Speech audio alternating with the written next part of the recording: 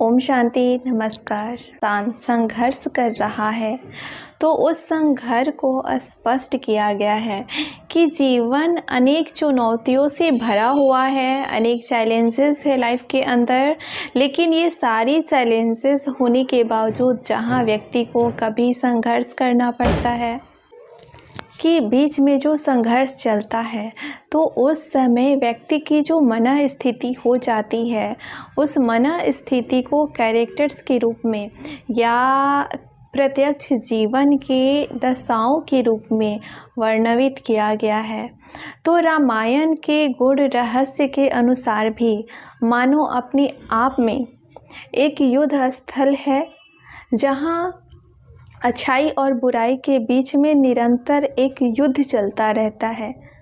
तो उस बात को स्पष्ट किया गया है।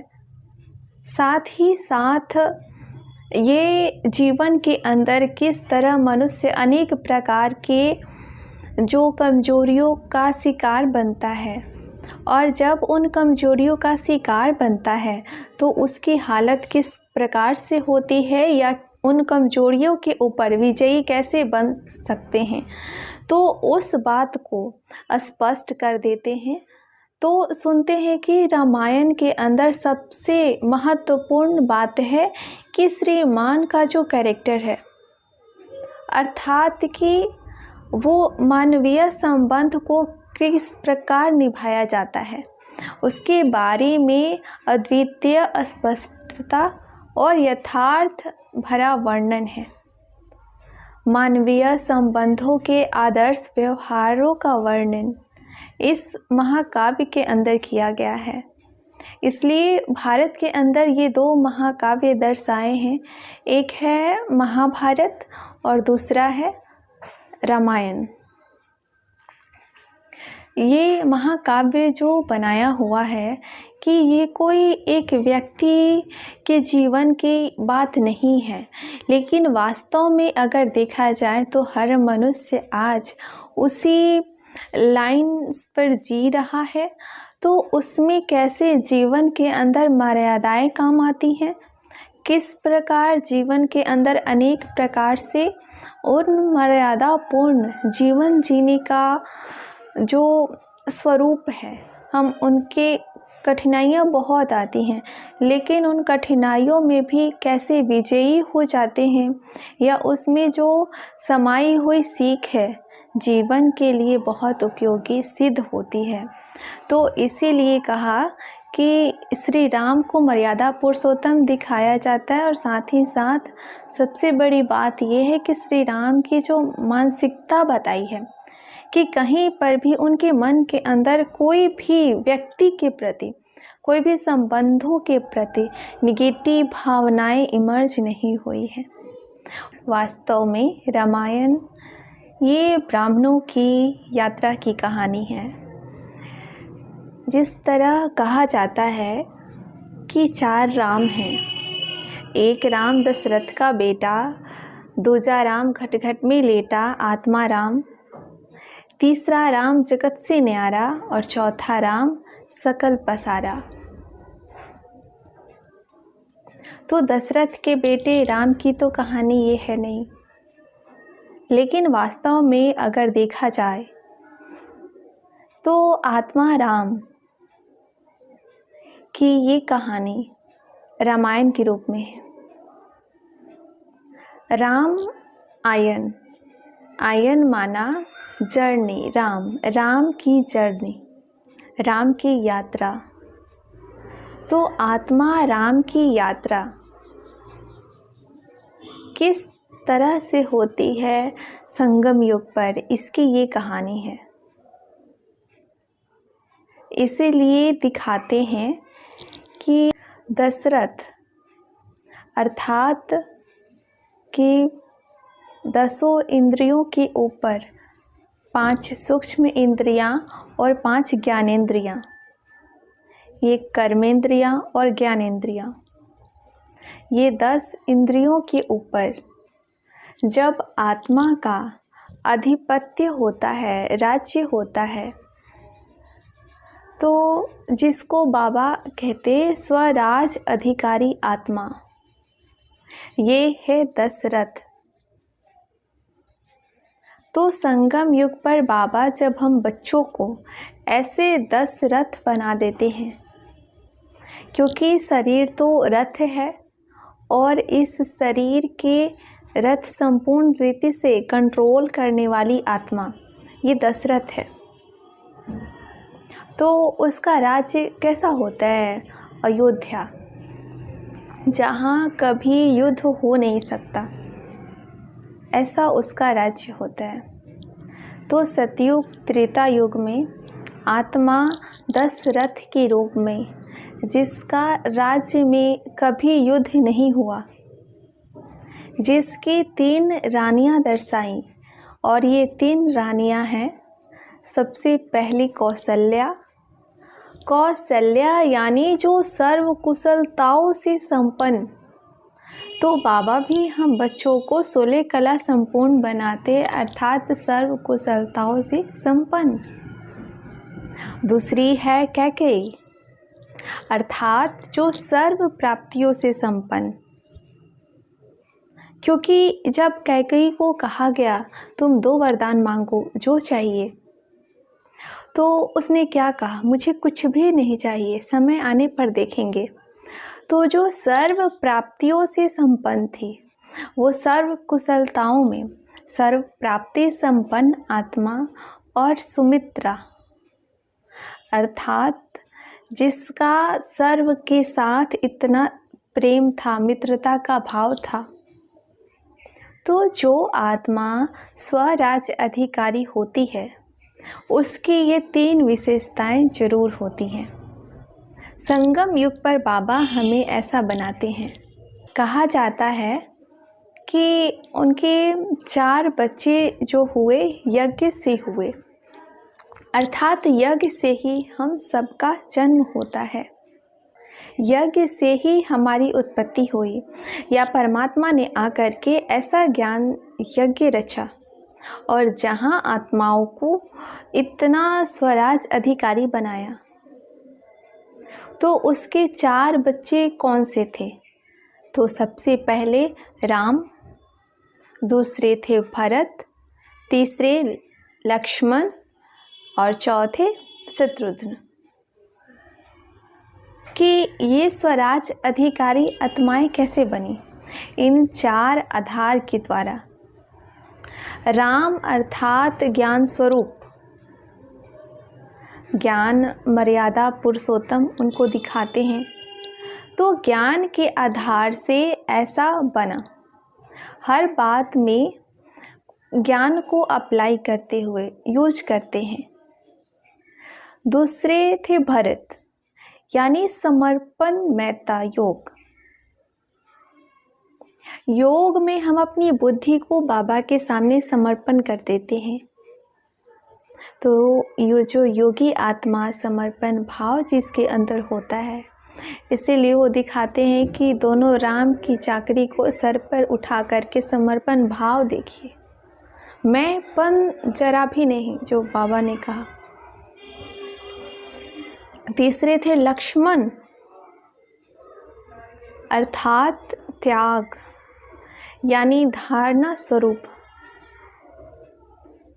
सबसे बड़ा त्याग दिखाया ही गया, राम से भी ज़्यादा लक्ष्मण का और उर्मिला का। भावार्थ ये कि धारणा स्वरूप आत्माएं, और चौथा शत्रुघ्न सेवाधारी। तो ज्ञान, योग, धारणा और सेवा, ये चारों बातों के आधार से ही स्वराज अधिकारी आत्मा कहते हैं। कितना परफेक्ट यादगार रामायण के रूप में दिखाते हैं। क्योंकि ब्राह्मणों के सामने कई पेपर आते हैं, बहुत सारे पेपर क्रॉस करके ही वो ऐसी दुनिया के अधिकारी बनते हैं, अयोध्या के अधिकारी, कि जिस समय सारा भारत क्या पूरा विश्व ही आज अयोध्यामय हुआ, ऐसे अयोध्या के मालिक बनते हैं। लेकिन उसके लिए बहुत सारी परीक्षाओं से गुजरना पड़ता है। कौन सी परीक्षाओं से गुजरना पड़ता है? तो बाबा कई बार जब मुरली में कहते हैं कि बच्चे माया से सावधान, तो कभी कहते हैं रावण बड़ा रुलाने वाला है, उससे अपने आप को बचा कर रखना। तो माया और रावण एक है या अलग है? क्या कहेंगे, एक है या अलग है? माया फीमेल दिखाई है और रावण मेल दिखाया है, तो एक नहीं हुए। तो बाबा कई बार कहते हैं माया मेरी आज्ञाकारी बच्ची है। तो जैसे ही ज्ञान मार्ग पर चलना आरंभ करता है तो माया को बाबा कहते हैं देखो तो सही, ये वर से पाने के योग है भी या नहीं। तो आज्ञाकारी बच्चे बन करके वो परीक्षा लेना चालू कर देती है। तो पहले रामायण में भी माया ही दिखाई, रावण की एंट्री बहुत बाद में होती है। तो हमारे जीवन में भी जब हम इस ज्ञान मार्ग के पुरुषार्थ में कदम रखते हैं तो माया परीक्षा लेने तो आएगी। और सबसे पहले परीक्षा कौन सी आती है? तो सबसे पहली परीक्षा माया के रूप में आती है, वो है मंथरा। मंथरा यानी पर चिंतन पर दर्शन। तो ज्ञान मार्ग में भी हम जैसे ही आरंभ करते हैं, शुरू में तो बहुत नशा चढ़ता है, बहुत अच्छी तरीके से आगे बढ़ते हैं, लेकिन उसके बाद जब पर चिंतन, सबसे पहली माया यही आती है। बड़े उछल रहे होते हैं जैसे उमंग उत्साह में, और किसी ने कह दिया अरे क्यों इतना उछलते हो, थोड़ा धीरे चलो, पता चलेगा सब कुछ क्या होता है। तो फिर सुनाना शुरू करते हैं, होती अपनी कमजोरी, लेकिन पर चिंतन करते हुए किसी और की कमजोरी को सुनाना शुरू करते हैं। तो धीरे धीरे वो नशा क्या होता है, डाउन होते जाता है। तो ठीक इसी तरह कैकेयी भी बहुत अच्छी तरीके से खुश थी, मौज में थी, लेकिन मंथरा जैसे उसके कान भर रही थी। तो सबसे पहली परीक्षा कोई भी पर चिंतन, इसलिए कई बार मुरली में बाबा कहते हैं कि 3 पर से बचे रहो, पर दर्शन, पर चिंतन और पर मत के प्रभाव से मुक्त होकर रहेंगे तो पर उपकार कर सकेंगे, नहीं तो नहीं होगा, पर उपकार नहीं होगा। क्योंकि उस चक्र के अंदर आ जाते हैं, पर चिंतन पर दर्शन के चक्री में बहुत जल्दी आ जाते हैं। और यही रामायण के अंदर दिखाया कि बहुत जल्दी उसके चक्री में आ गए वो, और आते ही क्या हुआ, खुशी गायब। पता नहीं वो खुशी कहाँ गायब हो गई, क्यों गायब होती है, कहाँ गायब होती है। तो ये माया का स्वरूप है, इसलिए इसको फीमेल दिखाया। अच्छा, उसको क्रॉस करने के बाद उसका परिणाम क्या हुआ? तो जंगल में जाना पड़ेगा, पथरीली कांटे ज़मीन पर चलना पड़ेगा, माना कई प्रकार के कष्ट जीवन में आने लगेंगे। ब्राह्मण जीवन में भी वो दुख, दर्द, कष्ट भोगना पड़ता है, पर चिंतन, पर दर्शन, पर मत के प्रभाव में अगर आए तो। इसीलिए बाबा हमेशा कहते हैं इससे बच के रहो, ये झरमुई झगमुई नहीं करो। ये बाबा क्यों कहते हैं, उसके पीछे का महत्वपूर्ण कारण यही है। उसके बाद जैसे वो कोप भवन में चले गए और दशरथ से 2 वायदे 2 मांग की। कभी दुनिया में कहा जाता है बिना सोचे समझे किसी को वचन नहीं दो, नहीं तो पता नहीं वो क्या मांग बैठे। लेकिन जैसे ही ये वन में गए, कष्ट भोगना आरंभ हुआ, फिर भी दिखाया ये है कि राम की मनोस्थिति पॉजिटिव बहुत रही, कि कितना भी कष्ट आया, लक्ष्मण बार बार उनका मन विचलित होता था, लक्ष्य से भटक जाता था उनका मन, वो बार बार कुछ ना कुछ बोलते भी रहते थे कैकेयी को। तो राम क्या कहते थे, पॉजिटिव फ्रेम ऑफ माइंड। तो चाहे कोई चक्री में आ भी जाओ तो भी अपने सकारात्मक मन स्थिति को नहीं छोड़ना। तो सकारात्मक मन स्थिति होगी तो कैसी भी जर्नी में जो भी बातें आएंगी तो भी उसमें आप कैसे रहेंगे, फिर भी अच्छे रहेंगे। इसीलिए वो बार बार कुछ न कुछ बोलते रहते थे विचलित होकर के। तो दोनों कैरेक्टर दिखाया कि किस तरीके से जो मन से विचलित हो जाता था वो ब्राह्मण जीवन में भी संतुष्ट नहीं है, उसकी यात्रा संतोषपूर्ण नहीं है।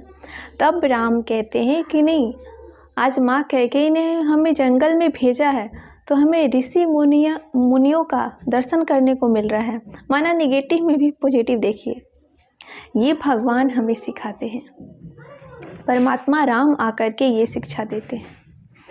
फिर दूसरी परीक्षा आती है माया के रूप में, सुपर्णखा। सुपर्णखा यानी फैमिलियरिटी, नाम रूप की बीमारी। तो पहले पर चिंतन आता है, फिर नाम रूप की बीमारी। तभी बाबा कहते हैं हर आत्मा को विशेषता मिली है, बाबा से मिली है। तो बाबा से मिली है ये याद रहना चाहिए। ये व्यक्ति बहुत अच्छा है, इसकी ये विशेषता बहुत अच्छी है, यही अच्छा है। धीरे धीरे तो दूसरी माया का स्वरूप आता है नाम रूप की बीमारी, सुपर्णखा के रूप में, जिससे भी सावधान रहना जरूरी है।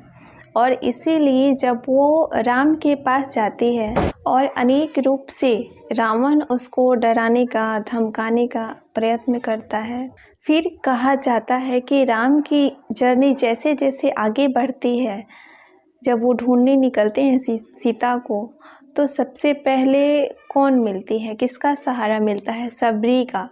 सबरी का सहारा, यानी है गरीब, बैर चक चक के रखा उसने कि राम आएंगे और उसको मैं खिलाऊंगी। सारे बैर इकट्ठे करती गई।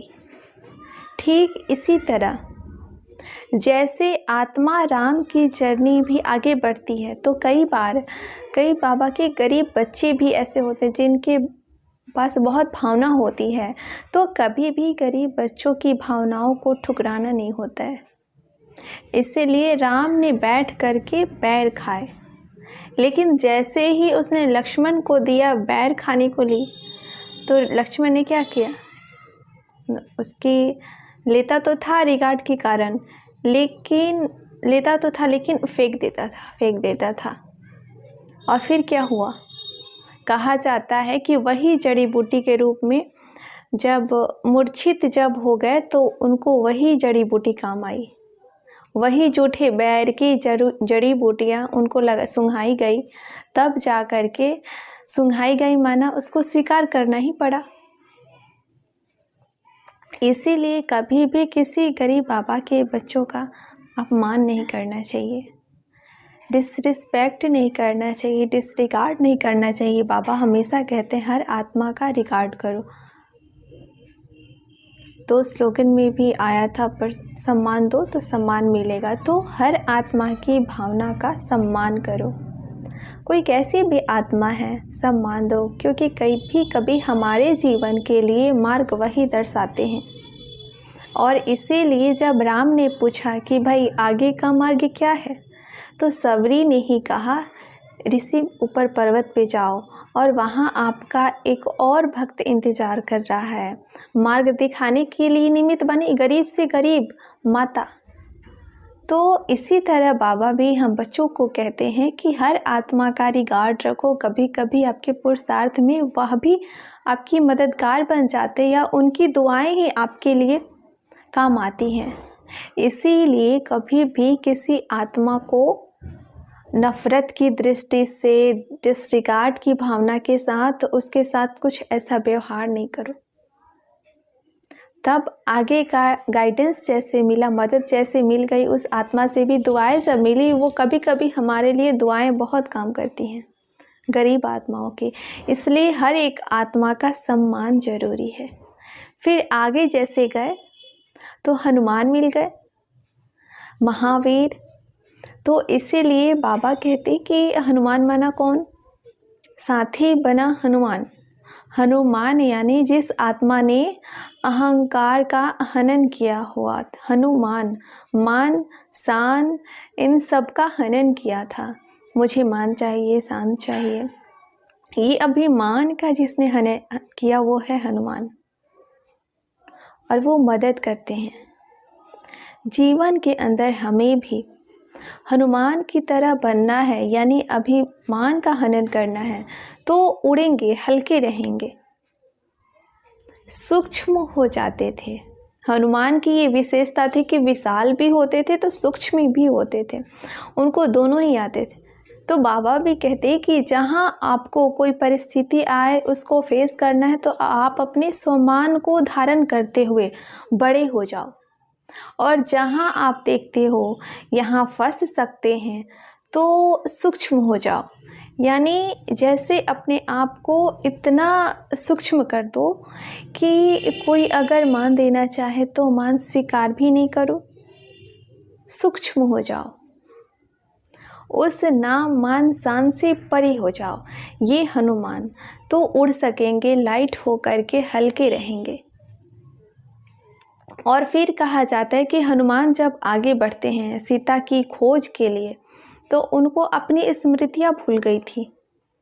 तो जब उनको स्मृतियाँ जागृत कराई गई कि आप असंभव को संभव कर सकते हैं, आप उड़ सकते हैं, इतना समुंदर लांघ सकते हो, आपके पास अनंत शक्ति है, तो बाबा भी आकर के हम सबको क्या कहते हैं, स्मृति जागृत करते हैं। और स्मृति जागृत करके असंभव को संभव करने की क्षमता हमें प्रदान करते हैं।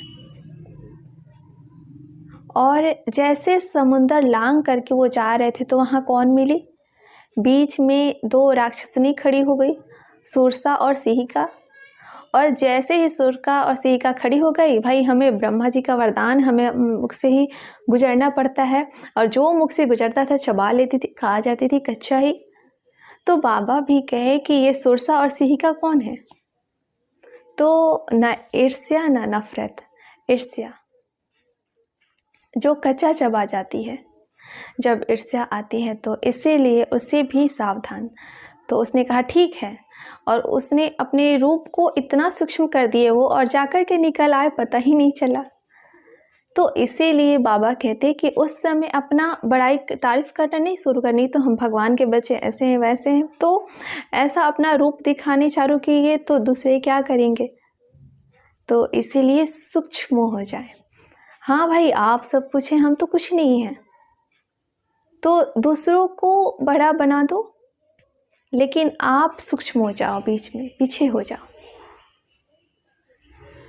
तो ही आप उसको क्रॉस करके फिर जा कर के सीता जी की खोज में वो आगे गए। तो कहे वहाँ लंकेशनी वो खड़ी थी, सुरक्षा करने वाली उसकी बहन खड़ी थी। तो उस समय भी वो सूक्ष्म हो गए कि उसको दिखाई न देवे, और धीरे धीरे अंदर जाने लगे। तब उसने देख लिया, अरे ये कौन जा रहा है इतना सूक्ष्म होकर के, माया तो बैठी है ना हर एक को पकड़ने के लिए। तो कई बार सूक्ष्म ही हो जाए तो भी माया पकड़ती है। तो उस समय अपना रूप इतना बड़ा कर लिए और उस माया को भी ख़त्म कर दिए। तो जहाँ माया बड़ी हो जाए और अटैक करने की कोशिश करे, वहाँ अपने स्वमान को इतना बड़ा कर दो, स्वमान में स्थित हो जाओ। और जब स्वमान में स्थित हो जाएंगे तो फिर माया के ऊपर विजयी हो सकेंगे। और इस तरीके से लंका में जाकर के उसने माँ सीता को ढूंढ लिया। सारी दुनिया के अंदर बाबा कहते हैं सारी दुनिया इस समय लंका है। ऐसी लंका से सच्ची सीताओं को ढूंढना कभी कभी मुश्किल होता है, लेकिन फिर भी जो आत्मा की परख शक्ति तेज है तो वो सहजता से ढूंढ लेता है। विभीषण को भी पहचान जाता है कि विभीषण है, उसके बाहर में तुलसी का क्यारा है, इसका मतलब कि भगवान का भक्त है, नहीं तो यहाँ पे तो कोई भगवान का नाम भी नहीं लेता है। तो इसीलिए वो सच्ची भक्त को परख कर ढूंढ लेना और उसको राम तक पहुँचा देना, ये हनुमान की विशेषता है। तो बाबा कहते हैं ऐसे महावीर बन करके ऐसे महान आत्माओं की बुद्धि को क्या करो, राम के साथ जोड़ते जाओ, और तो वो तभी कर सकेंगे जो वो खुद के दिल में राम होगा। इसलिए बाबा के दिल में स्मृति निरंतर रहती है।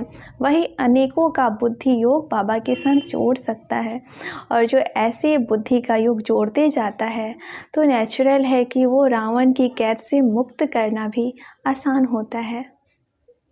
तो फिर लास्ट में यही कहूँगी कि रावण का जो खात्मा होता है, क्योंकि विभीषण सीक्रेट बता दिया कि भाई राम को मारने का सीक्रेट क्या है, उसके नाभि में तीर लगाओ तो ही मर सकता है। तो कहने का भावार्थ ये है कि नाभि सारे शरीर का केंद्र बिंदु होता है, जहाँ से पोषण सारे शरीर को मिलता है। ठीक इसी तरह जिसके मन बुद्धि का पोषण जहाँ से मिलता हो वहाँ से ही उसको कैच करना है। तो बाबा भी कहते हैं कि ज्ञान का श्रवण करते हुए मन बुद्धि के द्वारा ही उस आत्मा को हम बाबा का बना सकते हैं। लेकिन जब रावण मृत्यु शैया पर था तो उस समय कहा जाता है कि राम ने कहा लक्ष्मण को कि इतना बड़ा महान व्यक्ति आज दुनिया से विदा हो रहा है, उसके पास अनुभव का खजाना बहुत है, तुम जाओ उससे कुछ ज्ञान प्राप्त करो। तो लक्ष्मण मन में सोचने लगा कि ये क्या ज्ञान देगा मुझे, खुद ही मृत्यु शैया पर है, वो क्या ज्ञान देगा मुझे। लेकिन राम की आज्ञा थी तो वो डिसरिगार्ड तो नहीं कर सकते थे। तो गए सिरहाने खड़ा होकर के उसने कहा कि रावण, आपके अनुभव के खजाने से मुझे कुछ ज्ञान दो। तो रावण कुछ नहीं बोला, चुप रहा, मौन रहा। तो लक्ष्मण हंसते हुए वापस आ गए और राम को कहा कि उसके पास कुछ हो देने के लिए तब तो वो देगा, है ही नहीं तो क्या देगा। तो उन्होंने कहा कहाँ तुम खड़ा रहा, तो उन्होंने कहा सिरहाने। तो कहा कि जब हम किसी से ज्ञान की प्राप्ति करना चाहते हैं तो नम्रता जरूरी है। निर्माण होकर के पैरों के पास खड़े होकर के हाथ जोड़ करके कहो तो वो ज़रूर देगा। तो लक्ष्मण को भी महसूस हुआ कि ये मेरा अभिमान था। बाबा भी कहते हैं ना, हर एक से सीखो, कोई भी ऐसा नहीं जिससे सीख ना मिले, हर एक से सीखो। लेकिन जहाँ अभिमान आए ये हमें क्या सिखाएगा। ये खुद ही इतना जीवन भर परवश रहा अहंकार के, वो हमें क्या सिखाएगा। लेकिन कभी समझिए कि आत्मा के पास, जीवन के पास बहुत कुछ है, जीवन समझाने के लिए कुछ होता है, लेकिन वो अभिमान भी नहीं होना चाहिए। नम्रचित्त, तब जाकर लक्ष्मण भी नम्रचित्त उसके पैरों के पास जाकर हाथ जोड़ करके कहा कि हे लंकापति, आपके पास जो अनुभव का खजाना है मैं उसको चाहता हूँ। तो तब कहा जाता है कि उसको 3 शिक्षाएं मिली जो हमारे लिए भी बहुत ज़रूरी हैं। पहली शिक्षा उसको दिया रावण ने कि हमेशा अपने हितैषियों का सुनना। मैंने जीवन में सबसे बड़ी गलती अगर किया तो अपने हितैषियों को ही लात मारा।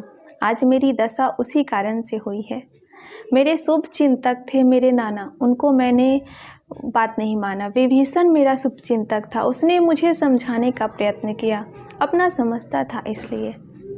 लेकिन मैंने हमेशा जो चाटुकारी थे उनका सुना। दरबार में जाता था तो वो मेरे तारीफ़ करते थे, उनका सुनता था, और जो मेरे सच्चे हितैषी थे उनको लात मारा। आज वही मैं भोग रहा हूँ। तो अपने हितैषियों को कभी भी अनसुना नहीं करो, उनकी बात सुनो। अगर कड़वी भी होगी तो भी उनकी बात सुने। वो कभी हमें गलत दिशा नहीं देंगे, गलत बात नहीं करेंगे। दूसरी बात उन्होंने कहा कि सामने वाले को कभी कमज़ोर नहीं समझना चाहिए। मैंने यही गलती किया कि राम लक्ष्मण 2 कुमार तो है, वो क्या मेरा बिगाड़ लेंगे, मैं इतना शक्तिशाली हूँ। लेकिन मैंने ये जो गलती किया, एक हमको साधारण समझ लिया, और साधारण समझने के कारण ही मुझे उनकी शक्ति का अंदाज़ा नहीं था। तो जैसे युद्ध के लिए कहा जाता है सैनिकों के लिए कि अपनी शक्ति को भी जानो और सामने वाले की शक्ति को भी जानो। तो साधारण नहीं समझे किसी को कि ये साधारण है, क्योंकि कभी कभी वही हमें मात दे सकते हैं। और तीसरी बात कहा और तीसरी शिक्षा दी, जो शुभ संकल्प आए उसको पोस्टपोन नहीं करो। कहा मेरे दिल में कई बार ख्याल आया मैं सीता जी को मुक्त करूं। कई बार जब मंदोदरी मुझे कहती थी कि जब मेरे अपने मुझे समझाते थे तो मुझे आता था कि चलो मुक्त करो, सीता को छोड़ दो, लेकिन सोचता था कल सुबह छोड़ दूंगा, उसको राम के हवाले कर दूंगा। लेकिन सुबह होते ही वो शुभ संकल्प जो होता था वो परिवर्तन हो जाता था। इसीलिए कभी भी कोई भी शुभ संकल्प मन में आए उसको पोस्टपोन नहीं करना चाहिए कि कल करना चाहिए, कल आता ही नहीं है। अगर मैंने पहुंचा दिया होता जिस समय मुझे भी ख्याल आया तो आज मेरी ये दशा थोड़ी होती। तो कोई भी शुभ संकल्प आए उसको पोस्टपोन नहीं करो, उसी समय तुरंत दान महापुण्य, जो बाबा कहते हैं पुरुषार्थ के लिए जो कोई भी शुभ संकल्प आते हैं कल के लिए नहीं छोड़े, कल करेंगे, कल कभी आता ही नहीं है। तो ये 3 शिक्षाएं रावण ने अपने अनुभव के खजाने से लक्ष्मण को दिया। अर्थात हम सभी को भी कभी कभी माया शिक्षा दे देती है, रावण भी अपने कर्मों से शिक्षा दे देता है और अनुभवी बनाकर जाता है। तो इसीलिए बाबा कहते हैं कि ये जीवन के अनुभव से हमें सीख लेकर के आगे बढ़ते चलो। तो ये 3 सीख हमें भी अपने जीवन के लिए बहुत उपयोगी है। तो इसीलिए ये रामायण हम आत्माओं की जर्नी है। ओम शांति।